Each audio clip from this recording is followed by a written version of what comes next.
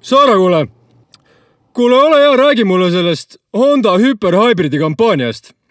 See oli läbi aegade parimat Honda CR-V'd esitlev müügikampaania. Okei, aga parimat asja on ju väga lihtne müüa. Võiks ju arvata, kuid esmapilgul ei erine Hyper-Hybrid eriti eelmisest CR-V'st ega teistest hübriididest. Tegelikult on Hyper-Hybridis peidus supertehnoloogia, millest varem ainult unistada võis. Aga kuidas seda lühidalt, selgelt ja huvitavalt edasi anda? Tuli rännata sinna, kust pärinevad CR-V peamiste ostjate unistused ja tulevikuvisioonid 80ndate põnevusfilmide neoonsetesse maailmadesse. VHS-id on viledaks vaadatud, aga neoon on endiselt populaarne.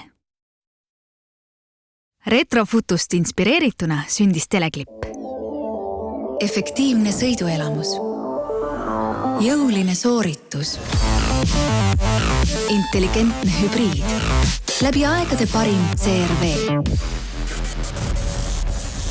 Honda juhtmevaba Hyper-Hybrid. Täiesti uus Honda CR-V.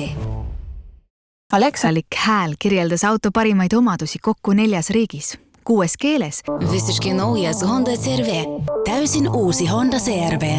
Jaunākais Honda CR-V. Совершенно новый Honda CR-V. Ja Eestis valminud terviklik 3D animatsioon näitas neid kogu ilus. No, ja see ongi kõik või? Ei, see oli alles algus. Hyper-Hybridi tehnoloogiat illustreerivad neoonjooned rändasid koos auto endaga telest veebi, raadiosse, väli- ja trükimeediasse, messidele ning mujalegi. Kampaaniat nägi eeldatust tunduvalt rohkem inimesi ja see meeldis neile kohe väga. So. No aga millised need kampaania tulemused siis olid? Nagu näed, räägivad numbrid enda eest.